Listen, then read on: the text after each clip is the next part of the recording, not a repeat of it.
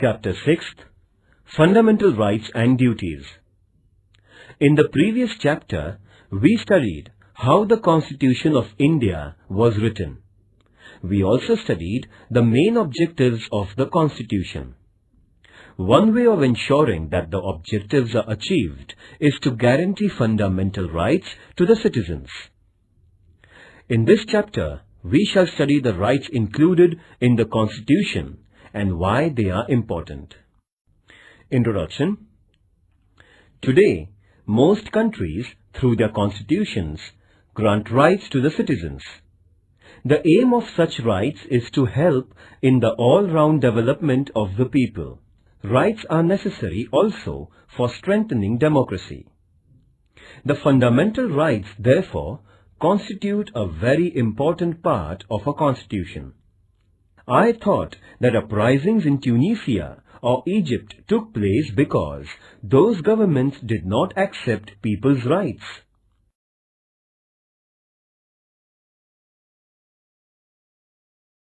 A. What is a right? When we say that a person has a right, we mean that the person can engage in a certain act and that others accept that behavior. Having a right also means that the person can expect specific behavior from other persons and from the government. Thus, rights can come into being only when other members of society and the government accept certain obligations. You must have seen that there is a silence zone near hospitals. This is a regulation local authorities declare that you cannot blow horns while passing through the silence zone. This regulation comes in the backdrop of a socially accepted idea that patients in the hospital need silence and that they are entitled to rest and recuperation in peace. Thus, the patient's claim to rest is accepted by society, and then a regulation is made to enforce that claim. Society accepts various such claims mainly when they are seen as reasonable. In other words, rights require in the first place an agreement among members of the society over what are reasonable claims of its members. Then, it also requires legal provisions for ensuring the rights. Such legal provisions include limits on the powers of the government.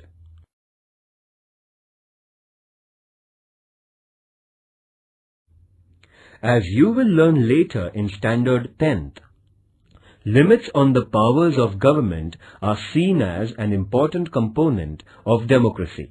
By agreeing to have limits on the government, a society ensures democratic government. When there are no limitations on government's powers, there is no democracy. I had heard of this word democracy, but did not know that it was related to rights. Must find out the rights of people in different democracies. When we say that we have freedom of speech, it means that other people around us also have the same right, and we all agree that we can freely express our opinions. Then, there must also be legal provisions for protecting the freedom of speech. There must be provision that police or any other government officers cannot unnecessarily restrict our right to express our views. In this sense, rights imply limitations on the powers of the government. By granting rights to citizens, governments agree to limit their powers. Read newspapers of 1 week. List the new items that are against the government or critical of the government or some leaders. What would happen if the government said that you cannot publish any news that is against the government or cannot publish news items that criticize the government?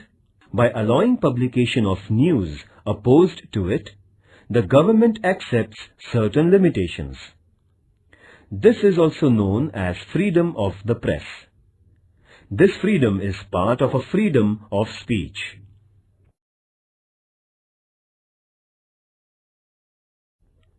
But granting these rights was not an easy or straightforward process. In many countries, people engaged in struggles with their rulers for long periods before they could get their rights. When the Constitution of the United States was written in 1787, the idea of rights also existed. But that Constitution originally did not mention any rights because makers of that Constitution felt that rights are already there and do not need mention in the Constitution. But on the demands of citizens, a Bill of Rights was subsequently included in the US Constitution, that is, in 1791.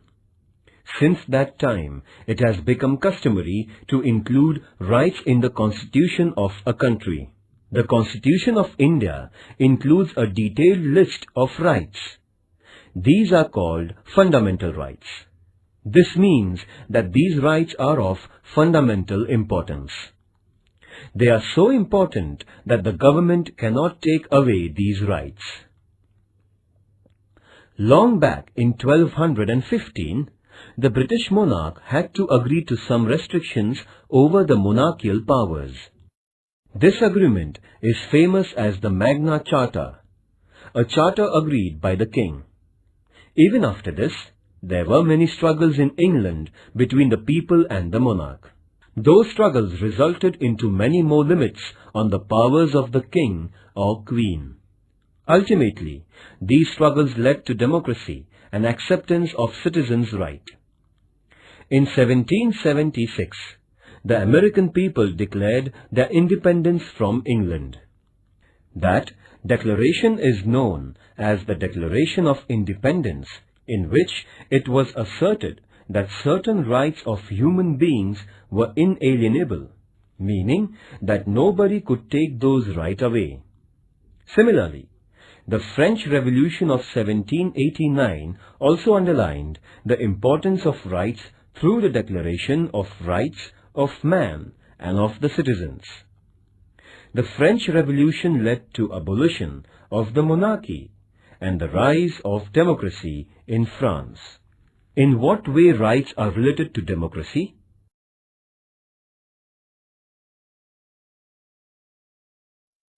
Educational and cultural rights. India is full of diversity. People in a country speak different languages, follow different religions, adopt different cultural practices, and celebrate different festivals. This is possible only when we do not force people to give up their own cultural practices and adopt the culture of the majority. In every part of the country, some cultural or linguistic groups will be in a minority. Do they have to follow the culture of the majority? Freedom means that minorities should be free to adopt and practice their own culture. The Constitution has guaranteed such cultural diversity by protecting educational and cultural rights of minorities. A group belonging to language-based minority or religious minority will have the right to protect its culture and to form educational institutions.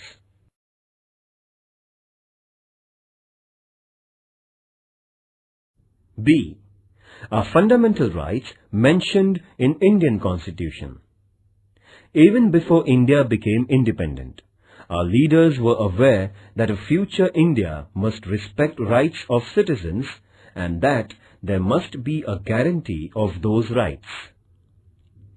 When India was under British rule, Motilal Nehru, who was president of an all-party committee, demanded that the government must adopt a Bill of Rights, that is, in 1928. Before Motilal Nehru, Lokmanya Tilak had declared that Swaraj was my birthright. And before Lokmanya Tilak, Mahatma Phule had recognized the importance of education and equality as rights of human beings. These ideas form the origin of our rights today in free India. There is a separate part of the Constitution of India where fundamental rights are mentioned. These fundamental rights include liberty, equality, right against exploitation, right to freedom of religion, cultural and educational rights, and right to constitutional remedy.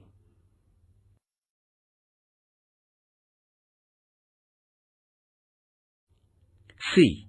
Human rights.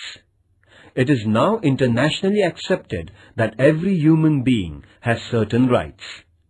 These are described as human rights.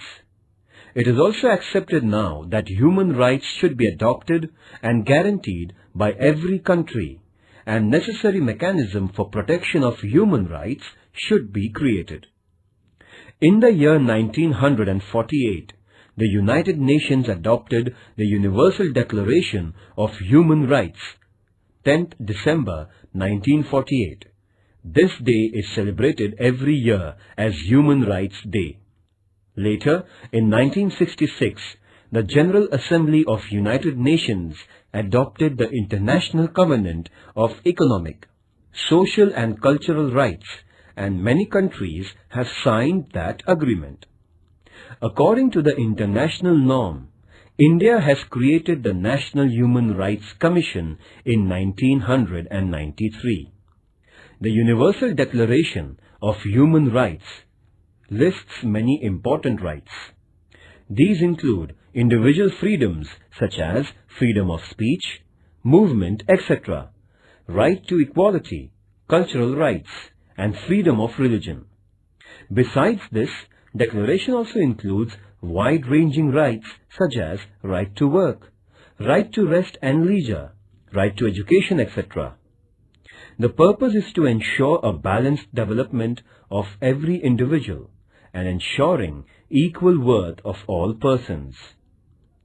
Dignity and justice for all of us, this is the motto of the Universal Declaration of Human Rights. Activity. Using Internet, find out countries that have adopted the Declaration of Human Rights. For information about the number of countries that have signed the International Covenant, access the UN website.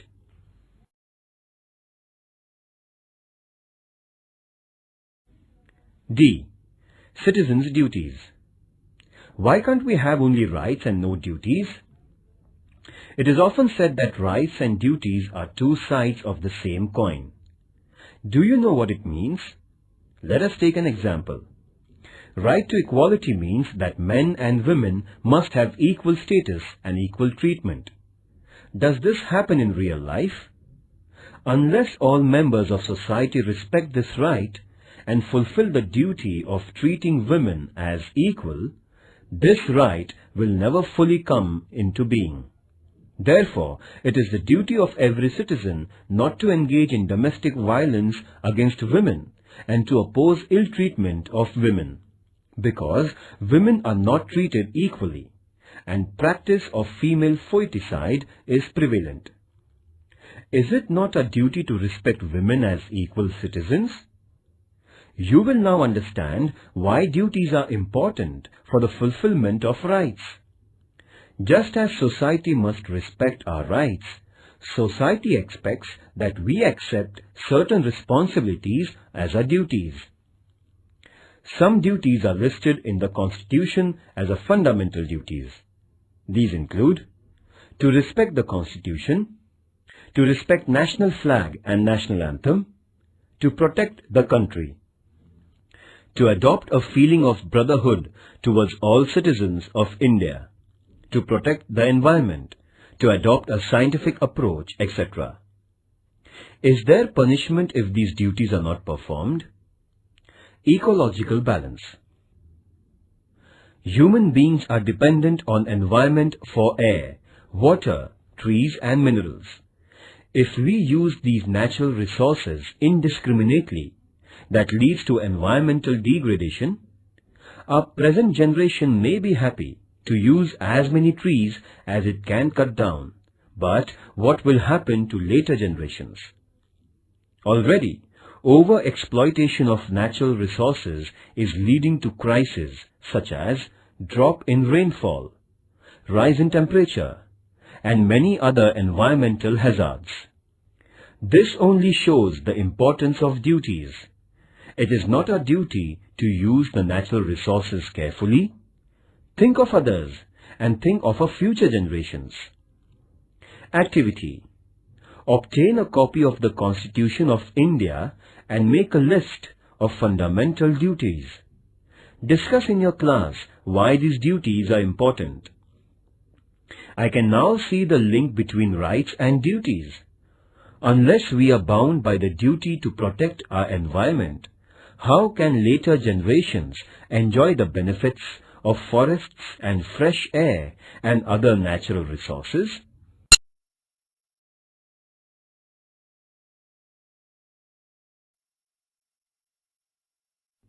Right to equality. Democratic government means that the government is not arbitrary. It works according to rules and regulations. But what if rules were only applied to some people and not to some others? It would still be an arbitrary government. Therefore, there must be the same rules for everyone. This is the principle of equality before laws. Our Constitution guarantees that all persons will be treated equally by the government. Equality means that persons will not be treated differently just because of the gender, religion or caste, etc. Right to equality also means that everyone will get equal opportunities. Remember that there are many inequalities in our society, and to remove those inequalities is the objectives of our Constitution. Therefore, it is the responsibility of the government not only to treat all persons equally, but to implement policies that will bring equality in our social relations. You may have heard about reservation of seats in school and college admissions for women or persons of weaker sections. This is an example of government's efforts to bring equality. Right to equality does not mean only equal legal treatment. It also means that groups which are backward and traditionally discriminated against must get the opportunity to develop themselves and become equal in the true sense. Thus, right to equality puts a responsibility on the government to remove injustice and inequality.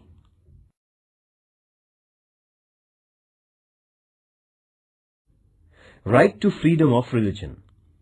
In India, people follow different religious practices, but the government does not support or oppose any religion.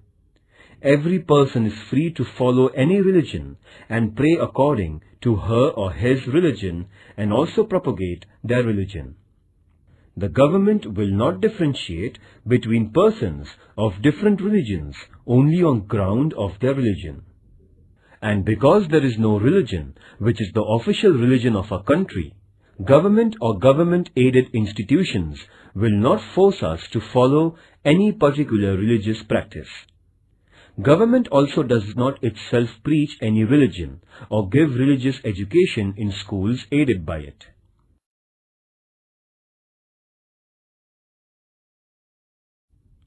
Right to information. Similarly, the right to information is now enforced, though it is not part of our fundamental rights. Citizens cannot judge the government if they do not have enough information. Therefore, of late, it has been accepted all over the world that democracy means citizens' right to get the information from their government. This is known as the right to information. After the efforts of the senior social activist Anna Hazare and his followers, right to information was passed by the Government of India.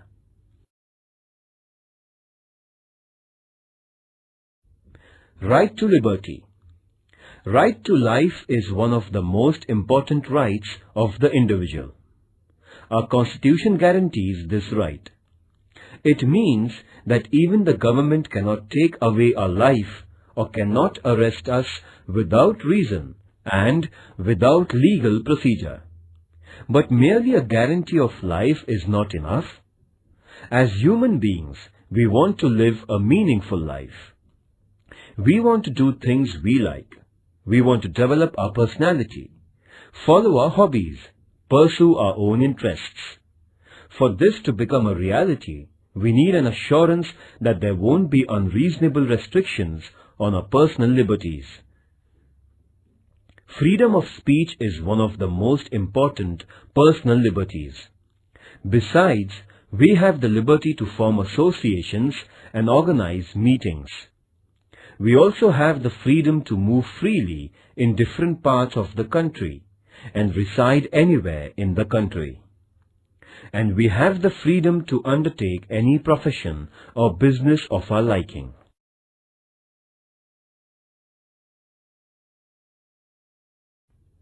Right to constitutional protection. So far we listed the rights guaranteed by the Constitution. But what do we mean by guarantee? If our right is violated, we can go to the government for protection. But what will happen if some officer or the government itself violated or did not respect our rights? In such situation, we have the right to move the courts. This is also called as right to constitutional remedy. Court will decide if the government has wrongly interfered with our rights, and if so, ask the government not to do so. Judiciary is the protector of our rights. This provision makes our fundamental rights truly guaranteed. First, what is the importance of right to equality? Second, why is the right to constitutional remedy the most important right? Activity. Imagine we had right to liberty but not the right to equality. What would be the result?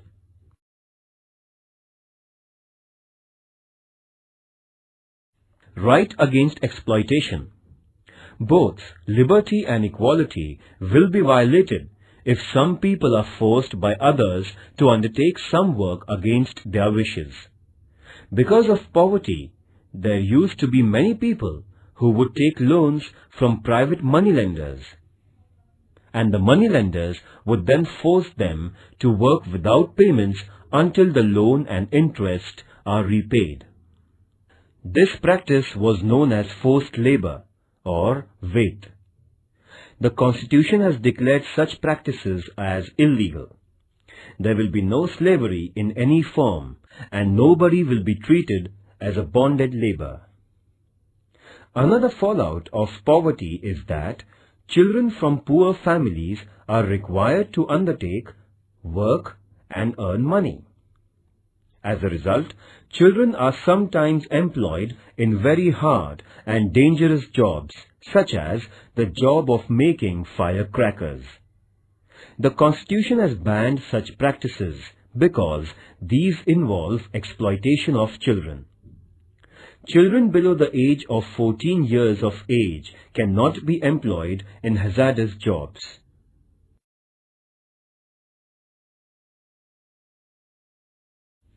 Positive and negative rights. Rights are necessary for our personal development. They are necessary also for the well-being of the society. Rights ensure that weaker and backward sections of society get opportunities to improve their condition. The right to equality is very important in this respect. Thus, some rights are limitations or restrictions on the powers of the government, while some rights mandate that the government adopts policies for the well-being of weaker and needy sections. In this sense, rights are responsibility of the government and the society to make sure that various services and facilities reach all sections. So, our rights are twofold.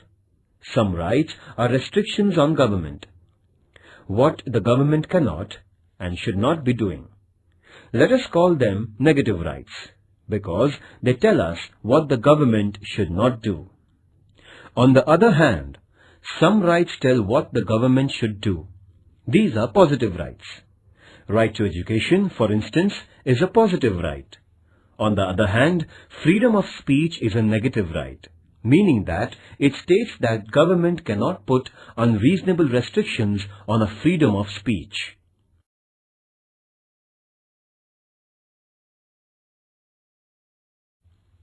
Other rights. The idea of rights does not stop only at fundamental rights. For instance, we know that citizens of India enjoy the right to vote. This right is not listed in fundamental rights, but it is part of our constitutional rights. Even after the Constitution was written, the scope of our rights has been expanded. For example, we now have the right to education. Under this right, all children between the age of 6 and 14 are entitled to education. Activity. Collect the information about right to education. Discuss in your class the importance of right to education.